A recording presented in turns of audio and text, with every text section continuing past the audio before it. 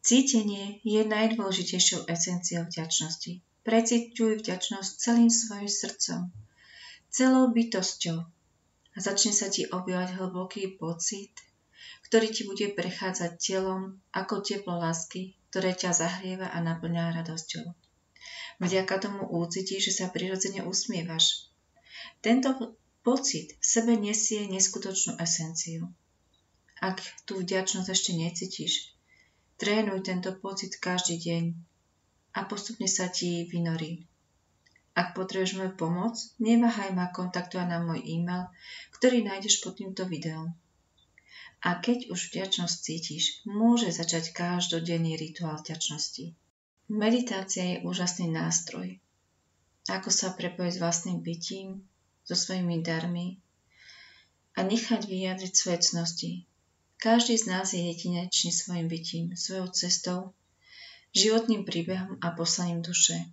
Tvojim darom je srdce.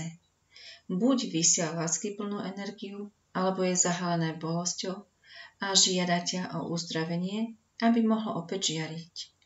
K rozvibrovaniu frekvencie tvojho srdca ti môžu pomôcť cnosti, na ktorých staviaš tvoje oporné piliere v živote, a tak môžeš pozdvihnúť energiu srdca. Ktoré sú to cnosti? Zamysli sa nad nimi a zapíš si ich. Keď som spomínala meditáciu, môže si pred ňou spraviť úžasné cvičenie, ktoré ťa pripraví a očistí, aby si vedel napísať vďačnosti a nepracovať s vďačnosťou. Vyber si jednu oblasť, ktorú chceš riešiť, či už sú to financie, vzťahy, láska, nech je to už čokoľvek. Priprav si 2 kusy papiera, bielú sviečku, zápalky, pero. Na prvý papier si napíš zoznam, napríklad ťažkosti s financiami alebo ťažkosti so vzťahmi, ktoré si už prekonal alebo aktuálne možno prekonávaš, riešiš ich. Ku každej položke, ktorá ti tam vyjde, napísi aj dôvod, prečo sa to udialo a skús porozmýšľať, či v tom bolo aj zlé rozhodnutie, možno niečo ti tam vyskočí.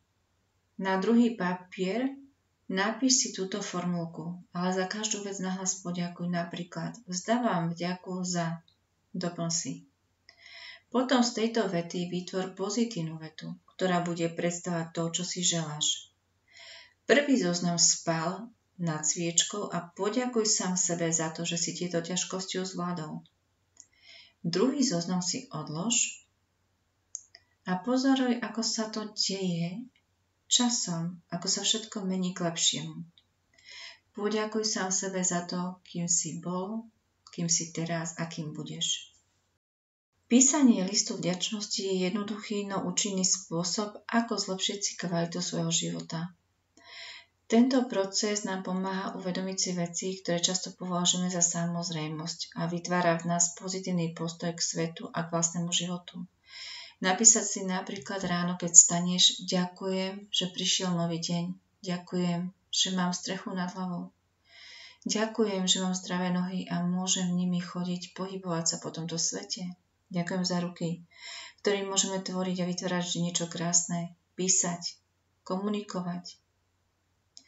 To sú niektoré dôvody, prečo je dobre písať tie listy vďačnosti a uvedomovať si každý jeden deň, že je vďakou za to, že sme tu, aj keď sa nám deje niečo zlé, a uvedomiť si, prečo sa to deje a poďakovať, že nás to niekam posunulo v živote. Vytvára nám to lekcie, prípravu, urobiť niečo iné znova a lepšie.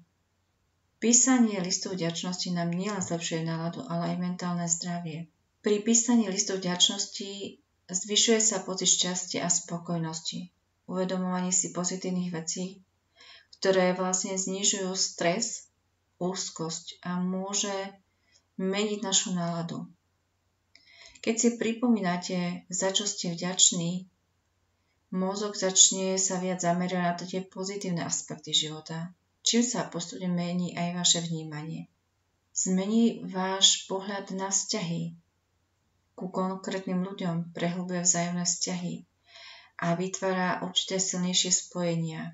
Ľudia sa cítia ocenení a to zlepšuje dôveru a emocionálnu blízkosť.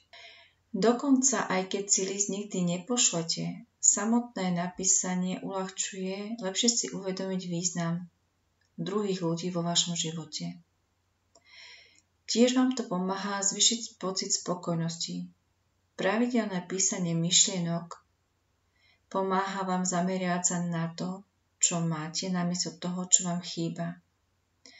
Tento posun v perspektíve vám pomáha cítiť sa byť spokojnejší s tým, čo už ste dosiahli a menej sa porovnať s ostatnými. Ľudia, ktorí pravidelne praktizujú vďačnosť, často sú považovaní za plný energie. Majú celkovo zdravší vzhľad a stav.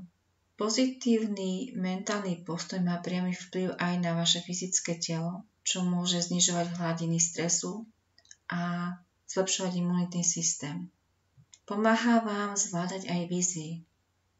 Pozrieť sa na konkrétne problémy, ako už spomíname, či už ste si vybrali oblasť financií alebo oblasť vzťahov, pozrieť sa na to z inej perspektívy. Namiesto sústredenia sa na to, čo je zlé, môžete nájsť lekcie a malé pozitíva aj v náročných situáciách. Začnite si sami seba viac vážiť. Byť vďačný, začnete vnímať viac krásy a hodnoty každodenných momentov. Určite si už mnohokrát počul, že každý by mal mať jasnú víziu svojho života. Ešte lepšie je, ak poznáš svoje poslanie vychádzajúce z plánu duše. Vízia je ako plátno filmu, na ktoré sa pozeráš. Čo na ňom vidíš teraz? A čo by si chcel vidieť? Je to túžba, prianie, ktoré sa snažiť pretaviť do reality, aby sa stalo tvojim skutočným životom, tvojim bytím tu na zemi.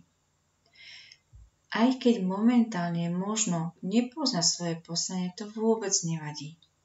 Príde ti v pravý čas. Začať môžeš denným tréningom vizualizácie svojich prianí, ktoré postupne formujú tvoju víziu života. Kto vie, možno časom zistíš, že už kráčaš po ceste, ktorá bola pre teba určená. Začni malými krokmi, aj keď sa môžu zdať iným veľké. Nerozmýšľaj nad ich veľkosťou, ale nad tým, čo cítiš. A už teraz poďakuj za to, že všetko, čo potrebuješ, je teraz pre teba pripravené a ty to už máš tu a teraz. Ďakujem všetkým, ktorí si našli čas aj vypočuli si tento rituál vďačnosti až do konca. Ďakujem všetkým mojim odberateľom, tým, ktorým už mám, ktorí noví pribúdajú a ďalší pribudnú. Ďakujem aj za to, keď vám môžem pomôcť, či už len slovom, alebo myšlienkou, alebo celým videom. Rada tvorím pre vás, teší ma táto práca a som vďačná, že to robiť môžem. A ďakujem za to, že vôbec mám ten priestor, kde tvoriť a poskytovať moju tvorbu, aby vám mohli počuť aj iní. Nech sa vám dejú dobré veci v živote a nech ste šťastní a spokojní.